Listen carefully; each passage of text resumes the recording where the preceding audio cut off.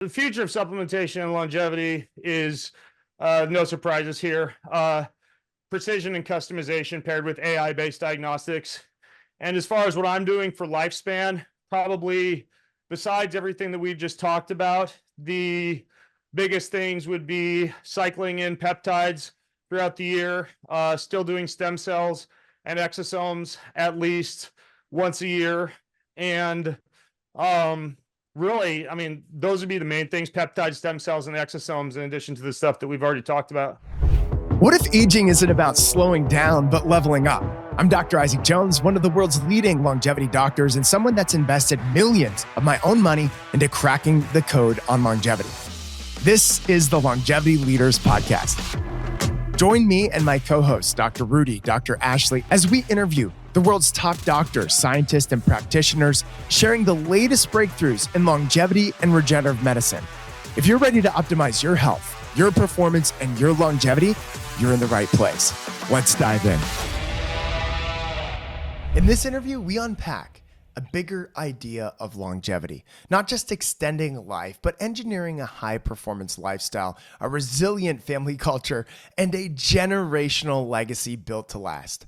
This is Longevity with Intention. All right, and welcome. I'm so excited to get into this topic with my good friend, Ben Greenfield. He's the world's top longevity and biohacking expert. He's one of my best friends and just an incredible student of the human body, human optimization, and how we can, be our best. And one of the things that I love about Ben is he goes so deep into research himself. He's written the most prolific books on biohacking, on fitness, on family optimization and systems that you guys have got to check out.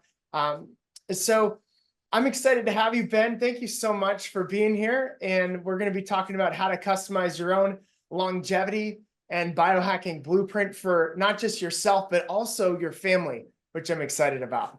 Me too. And hopefully I don't get too weepy during this session because, my sons left. They're 16 years old, and it's written into the Greenfield family constitution that at age 12, there's a rite of passage into adolescence.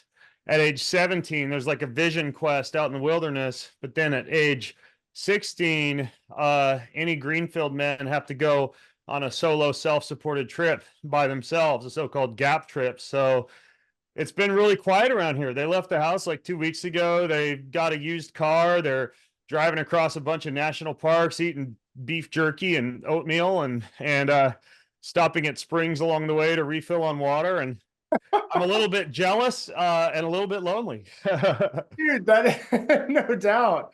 Well, talk about the process that you built into their the Constitution. Like what is the Constitution, the family constitution? How does that even work?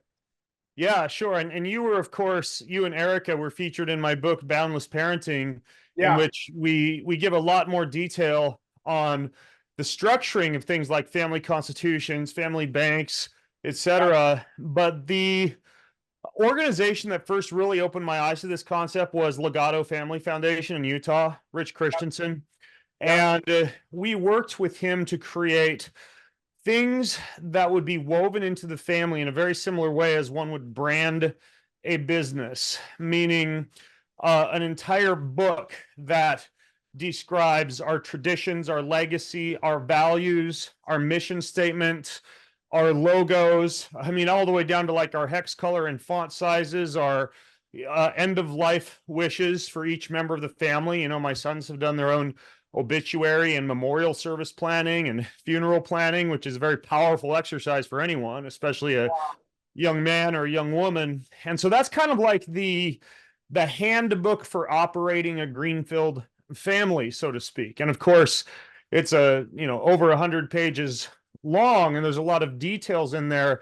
But the general idea behind it is that you often see, and you're no doubt familiar with this rags to riches to rags phenomenon, where parents may be successful or accumulate wealth or even have a deep sense of meaning and purpose, but there's not a structured plan in place to pass that on to the next generation, especially now that we live in an era in which children often go off and engage in careers that are far different than what their parents are engaged in, right? The blacksmith's son used to be the blacksmith, and maybe the tailor's daughter used to be a tailor. And now there's not so much of that occurs, which I think is good to a certain extent, as far as the creation of new jobs and creativity, and the fact that we're kind of out of a pure post-industrial factory-based mindset of work. But it does create some holes when it comes to passing on legacy and meaning and tradition to your offspring. So when my sons leave the house, they marry, they start a family, they will build upon this book and continue to improve upon it, but also be able to retain the threads of traditions, such as this is what we stand for as a family. This is what we do on Christmas Eve, which is what mom did on Christmas Eve, which is what grandma did on Christmas Eve, which is this deep tradition that's kind of woven into the family. So it's a very, I think, meaningful way to create a sense of identity for future generations, but it's also a vehicle for building family wealth and for building a family that ideally becomes successively more successful from generation to generation, because they're building upon the successful foundations of generations past. Wow. This is incredible, this concept. I've been mentored and developed a good relationship and friendship with the founder of the Ritz-Carlton, Horst Schulze. And I was just waiting outside of his office for him to finish a meeting before I met with him one afternoon. And there was a book just sitting there. It's called Borrowed from Your Grandchildren. It is actually a very profound book I've been reading. And it talks about how this is so fascinating. It's all the research on how families pass down wealth from generation to generation. And this individual looked at all of the research in respect to what creates what they call families of affinity. A family of affinity is a family that the generations to follow want to be a part of the legacy that we're essentially building. And so they said there was 4 things that create family of affinity. The first thing is human capital. Listen to this. Very interesting. Human capital is the health emotionally and physically of the individual, which is what we're going to be getting into today, right? The second is intellectual capital, which is how are we developing, learning, and growing. The third is social capital. And I found this very interesting because they said that one of the biggest reasons why people collapse and why families collapse is because the social capital can end up, there can be attacks on the family or people tearing the family apart in one way or another. So there's this whole, conversation about that. But they said you obviously, as your human capital increases, your health capital of your family increases, your intellectual capital, your social capital increases, your family's just going to continue to get wealthier and wealthier. And then the last one was the spiritual capital, which they define spiritual capital as everyone aligns to a vision, goals, values within the family, similar to what you just said. This brand book that you created for your family, which is absolutely amazing. I'm hanging out with Pierce Schmidt from Luxury Branding, who built out One and Only and all these huge brands, Amon Resort, and all of these really amazing brands. And he's showing me these brand books. And these brand books are unbelievable. Like, you look through them and you're just blown away. And the fact that you've done that for your own family, I think just goes to show the level of intentionality around how you are building and creating a family of affinity. And the title of the book, Borrowed from Your Grandchildren, comes from the concept that these family offices have created around how families are thinking about building a business that they're borrowing from their grandchildren, right? And they're planting trees on their property, knowing that the tree is going to mature in 150 years or 200 years from now. So they're thinking about their grandchildren, their great grandchildren, which honestly I think is going to be one of the most impactful things when it comes to longevity and human optimization for your own family is having the end in mind. But dude, this is one of the reasons why I love you, man. Like every time I talk to you, there's more that I absolutely. You made a very good point too, that you cannot disentangle the family organizational structure, the business structure, or the wealth structure from the health or the spiritual structure. A very simplistic example of that, of course, is any of us who have experienced a bout of low productivity or low wealth creation at work because we have a health or spiritual or underlying relationship issue occurring simultaneously. I think everybody's experienced that. But you also made another very interesting point, that this long-term thinking that applies to family spills over into society. And not to turn this into a Jordan Peterson political podcast, but this is important because even in our current political climate, you hear a lot of rhetoric about rocking the vote and taking action and writing to your senators, etc. You hear, I would say, a little bit less about sitting with your kids on the living room floor in the morning and helping to teach them about things like worldview and decision making and the difference between, let's say, absolute and relative morality. You hear a little bit less of an emphasis on, well, where are your children during the day and what are they being indoctrinated with, and what kind of education is woven into the family, because societal change, for better or worse, occurs over generations and is largely influenced by education and the parenting habits of future generations, or the parenting habits of those raising future generations. So I think about this from the standpoint of, if you want to change society and you want to live in a great country, state, community, etc., it all starts with what you're doing with your children at home. Because, not to get too stereotypical, I guess, with my phrasing, but our children are the future, and so these habits count. Oh, 1000%. Absolutely. Well, I would love to know what you do from a health perspective. Like, let's dive into the quote unquote human capital here. What do you do to maximize your longevity and customize it for yourself, like real time? And then what have you done for your kids? We can get into that a little bit more. I'm sure this is going to be a very interesting conversation.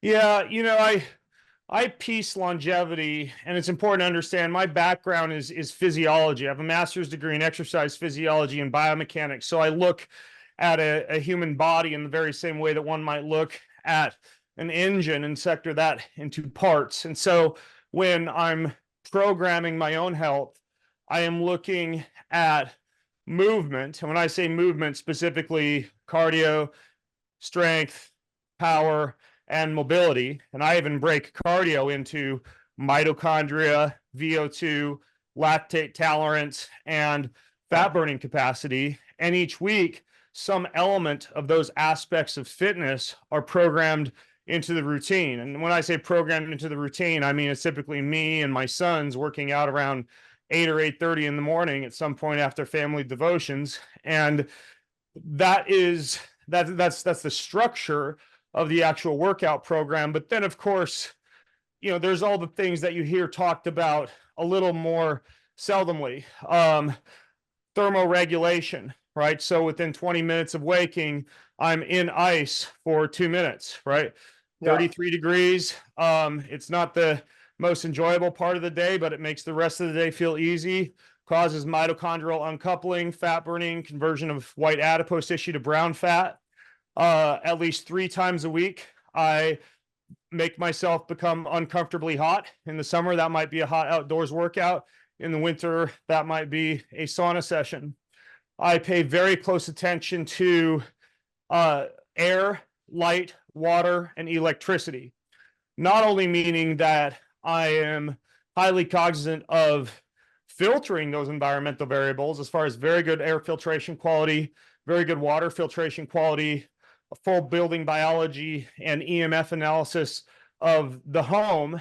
And then addressing the lighting in a space like an office or a home to be very circadian friendly. But then also taking that one step further, I will use things like carbon dioxide breathwork devices, hyperbaric chamber, exercise with oxygen therapy for playing with air. I will use PEMF mats, grounding mats, earthing mats, or things like shockwave therapy to play with electricity. I will use things like red light therapy, light sound stimulation machines for shifting the brainwave into certain states during meditation, etc., to play around with light. And then I not only filter the water, but I will structure it.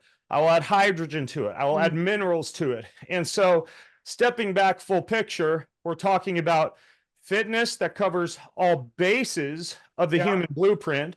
We're talking about thermoregulation via heat and cold, air, light, water, and electricity. And when you take all of those and then combine them with eating real whole food close to nature with as much dietary diversity and as little dietary myopicness in terms of extreme food restriction, you create a scenario for really good health. That's incredible. I mean, beautifully summarized, and it's so foundational, right? But it's the difference that makes the difference. When you get your water right, when you get your electricity right, when you get the air quality right, when you get your body moving, you're consuming healthy foods. I mean, there's so much that you and I get exposed to every single day. People sending us different products, supplements, the next kind of like hot thing for, a certain element that will help you live longer, which is all great. Like, I'm flying down to have a private meeting with this peptide company that's, created some insane breakthroughs that I'm meeting with the owner around, and it's fun. However, if you don't get these core elements like right, I mean, these things are game changers. Just out of curiosity, what are some of your favorite brands around what you just discussed? Like, saunas or cold plunge, or I love this question. This is the how fast can you empty people's wallets question. Exactly. So, do you want to really talk like best of the best, like what the extreme stuff is? Yeah, let's go extreme, and then we can we can talk on a budget. All right. For strength training, minimum effective dose strength training, I use an ARX machine for that. The more affordable alternative to that would be a tonal. For the power training, it's all kettlebell and calisthenics.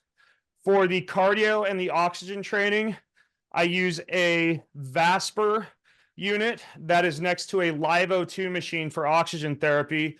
And the, I suppose, budget version of that would be any type of airflow restrictor device that you place in your mouth, combined with something like an Airdyne. For the cold, I use a Morozco Forge. There are many inflatable cold tub companies that are less expensive. I've vetted and tried many of them. Many of them break. They're cheap imports from China. I've found one that's in my garage right now called the Energize instead of Energize. That seems to work pretty well. And the heat, I use just a low EMF full spectrum sauna, the clear light sauna. I use the Sanctuary because it's large enough to move around and do yoga and things like that in. And a more budget-friendly version of heat would be something like a wraparound infrared blanket, like Higher Dose or something like that. Yep. Or PEMF, electricity, the creme de la creme, I think, is the Pulse Center's PEMF unit. It is very expensive. It's one of the highest power units you can get out there. More affordable PEMF devices, high quality ones you can find on Dr. William Pollock's website, LUK. For red light, I use Juve. I am also in the process of working with a company called 10X to try and vet their red light bed and oxygen unit. I think they're producing some pretty good stuff now. And so those would be other options. And then, of course, for red light, you can also use smaller wraparound devices for joint or spot treatments, like the LumaFlex or the Kineon Go. We should note this is all getting transcribed in case people are trying to take various notes here. And then for the Air Doctor is a good filter, but I think the creme de la creme is the Jasper For a home air filtration, total done for you HVAC unit, I think the best of the best out there is called the Mino Air, Minot Air. For light, Bond Charge or Block Blue Light are two companies. Most of my home is the Bond Charge full spectrum light. You flip on the switch once. It's daylight, you flip it on again. It's twilight, you flip it on again. It's red light, so you can use the same light bulb in the different cans of the house without having to have different light bulbs in different areas of the home based on sleeping and waking environments. For light sound stimulation, I use a lamp called the Roxiva lamp, which is incredible. It will shift you into this nearly an entheogenic state in just minutes flat. And I just have that next to a gravity chair.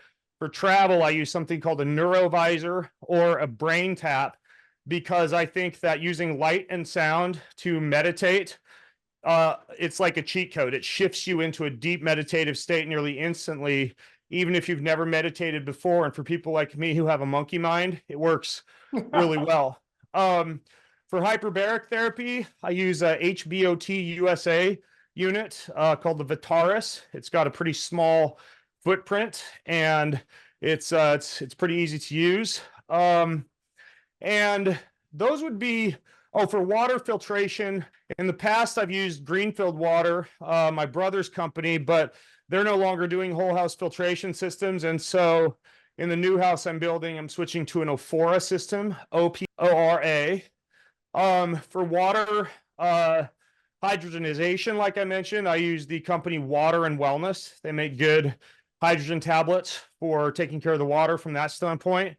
And then the last thing would be, as far as electricity and light optimization, the company I use for building biology walkthroughs of my workspaces is Shielded Healing. So it's kind of funny because I actually, very similar to how we have a Greenfield family constitution, I have a Greenfield home biohacking binder, and it's an instructional manual. So any guests I have over to the house, it has everything that we have in the house listed, because there's like $500,000 worth of biohacks around here, and how to use it, the QR code, just everything about it. And so people will come over here and just play for a few days, leave feeling fully optimized. And then they usually have that binder they can take along with them if they want to learn more about any of that stuff. Dude, that's incredible. Incredible. I mean, I'm sure everyone was trying to fearlessly write all of those down, but again, fiercely. But you know what? We've got the transcripts, like Ben said. You'll be able to get access to all those. Thank you so much. One of the things that I love is that ResiMax. I mean, that thing is serious. I put it on a pulse electromagnetic frequency mat. I'm in a zero gravity position, and I've got like a vibe bed underneath me that like, that vibrates to the actual music. So my whole body is like. And that one's called the ResiMax? Yeah, the ResiMax. And is that one of the lights? Exactly. Okay. Yeah. The one I use is called the Roxiva. Roxiva, maybe ResiMax or Roxiva. You can connect it to an acoustic mat that plays the sound through your body as you're experiencing the light, which is also played via headphones. But for an even more upgraded experience than that, that literally feels like a carnival for your body. It shakes your entire body in tune to the music. There's a chair called the Shift Wave, and that's actually what I have my Roxiva lamp connected to. So it will literally vibrate your entire body with super high-end vibration in correlation to the light and sound. So a lot of times I'll get up about 4 a.m. and start my day with about 30 minutes of that for kind of like a morning feel-good session. And man, I just feel unstoppable when I get up from that chair with the combination of the Shift Wave and the Roxiva. 14 minutes, you said? No, I'll usually go for about a half hour around 4 a.m. 4 a.m. Because when you wake, you've got all these theta and delta brain waves. You haven't cleared a lot of adenosine. If you can get up early, carve out a little bit of time to meditate or do something like that that helps to clear the adenosine, it just allows you to be more alert the rest of the day. Plus, it's just kind of a fun, cool, and inspirational way to start the day, and gets me ready for that cold plunge a little bit later. I love it. What does your morning routine look like, real quick? I mean, do you Yeah. wake up at 4 o'clock? Do you go to bed at 9 or 8? What does it look like? Well, I usually go to bed. I'm usually in bed about 9:30, usually asleep by around 10, usually up around 4. Starting off with some type of meditation or relaxation protocol or some type of, biohacking protocol that's based around recovery and meditation. Hmm. And then I will go upstairs to the master bathroom and do all my oral and facial care, coconut oil pulling, tongue scraping, etc. Go Yep. into the kitchen, drink a huge glass of water, really big, about 32 ounces of water with all Okay. my morning supplements. And then I go to a 2-minute cold plunge. And after I do the cold plunge, I kind of warm my body up and stretch and do some deep tissue work for about 10 to 15 minutes. Then What time I'll is grab, that roughly? oh, usually I'm doing that by around 5:30 or so. And Wow. then by around 5:45, I'm making coffee and tea and heading down into the office where I combine red light therapy with checking in on the emails and things like that, not to start my workday, but I kind of use that time to triage everything, to organize the day, to look at the calendar. As Abraham Lincoln would say, like, I spend those wee hours of the morning kind of like sharpening the axe, preparing everything for the Nice. rest of the day, because as many people know, you can prepare and have your entire week ready Sunday night, but Monday morning, the one definition of an email inbox is that it's you responding to other people's requests that you didn't know were coming in, right? And so I triage all that, make sure I know what the day is going to be kind of thrown at me. And then by 6:45 or 7, I gather the whole family. Right now it's just me and my wife since the kids are gone, and we pray and read the Bible and or devotional for about 20 minutes and have a morning family huddle, just talking about the day, what are we up to, who's making what for dinner and what's the day going to look like, etc. Awesome. And then after that, I typically go have my morning bowel movement and then come downstairs. If my sons are home, I grab them. If not, it's Yes. me solo. And by 8 a.m., I'm doing my workout. I'm usually all done with my workout, just stretched, cleaned up everything by 9. I make a smoothie, and by about 9:30, I'm sitting down to my computer with my smoothie to dive into a little bit of morning work, our team huddle for Ben Greenfield Life. And I'm just working like a workhorse from that point on until about 1:30 or so, just about, 5 hours, 4 hours of deep, deep work. And then I'm going this far into the afternoon just to throw in one last thing that I know people are wondering, because doing the math, that's 6 hours of sleep. I kind of have this, I suppose, European tradition. I tell my team I keep my calendar safely protected, and I allow nothing to be scheduled between 2 and 3:30, because I use that time between 2 and 3:30 to nap, meditate, recover, read, shut down the brain. And it kind of like gives me a second day, because then at 3:30, I do a second cold plunge to wake myself up. And then I'll work until like 6 or 6:30 again.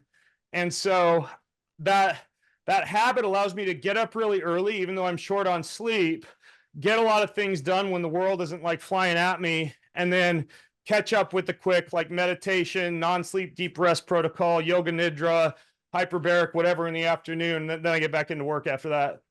Oh my gosh, dude, that is such a boss schedule. I mean, I cannot cannot even like imagine a better schedule than what you just shared, as far as just doing all the things and maximizing your overall body and energy. So do you sleep in the afternoon for a half hour, or you just chill?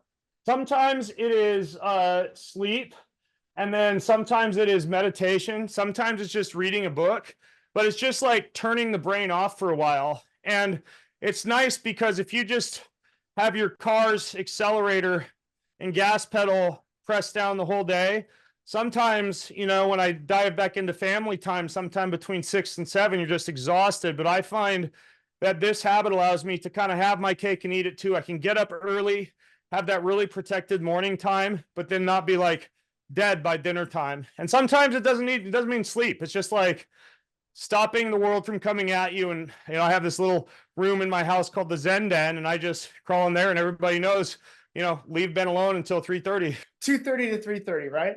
It's about 2 to 3:30. Like, that's the maximum amount of time. Usually I just need like 45 minutes, an hour, but yeah. So you then work for a good like 6 to 7 hours. Is that right? Oh, there's that hour of morning triage. Then there's 4 to 5 hours between, smoothie and when I take my lunch break. And then there's typically about 2 hours after that and another half hour after dinner. So most days I'm working 8 to 9 hours. That's 6 days a week. Yeah, dude, beast mode. That's incredible. And obviously you're very productive because you're so focused in the morning on what are the most important things to get done. And then you just, you use the 30-minute sprints as you work, or work in respect to your actual work day, or?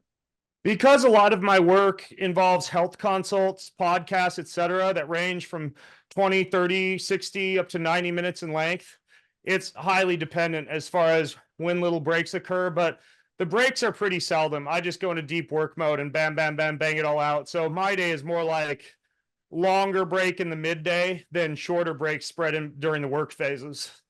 Dude, I love it. Yeah. I love that. Speaking of work schedule, I got a hard stop in 4 minutes is my next call. So okay. Well, let's talk really quick in the last 4 minutes. What do you do for your kids? What are the top supplements for longevity? Okay, those are two pretty good lightning rounders. So for my kids, they join me for morning workouts whenever they're home and their schedule allows. We are all on the same workout schedule to keep ourselves accountable. So if they can't join me in the morning, they'll do their session. That's the same session as I'm doing in the afternoon or the early evening. Then we just compare notes and hold each other accountable at the end of the day. Like, River, I know you had a busy morning. You didn't do your cold plunge at 6 a.m. And he's like, yeah, I did right after lunch, or, whatever the workout is. So we all just kind of do the same thing. I just have a very simple Word document that I send out to me and my sons on Sunday night that kind of has the week's workouts.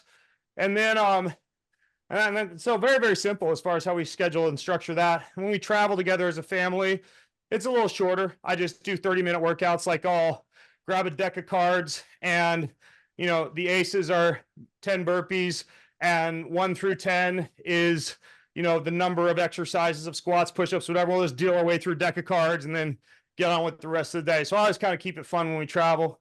And then as far as supplements go, my sons have been genetically tested. They have impaired glutathione pathways, homozygous methylation pathways, and they both have slightly low BDNF production. So they take some lion's mane, they take some glutathione, they take some liver extract, and those are really the biggies. They eat such a real natural diet that they're only taking like 3 or 4 supplements. And they just now in the past year, now they're 16, they started to get into like pre-workouts, which they love.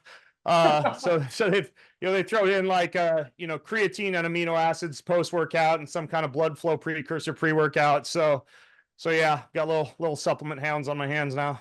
That's so good. That's so good. Well, what do you think is the future of supplementation longevity is the last question I want to ask you. And what are you doing right now to help you live longer? The future of supplementation and longevity is no surprises here. Precision and customization paired with AI-based diagnostics. And as far as what I'm doing for lifespan, probably besides everything that we've just talked about, the biggest things would be cycling in peptides throughout the year, still doing stem cells and exosomes at least once a year. And really, I mean, those would be the main things: peptide, stem cells, and exosomes, in addition to the stuff that we've already talked about. Now, do you go on peptides regularly, or do you cycle them? I'll run cycles. Like, I'll do a cycle of MOTS-c or Epitalon for 10 days, twice a year. I'll run BPC 157 and TB 500 for 12 weeks, a couple of times a year. I'll run a growth hormone peptide or patch for 12 weeks, a couple of times a year. So they kind of cycle in and out.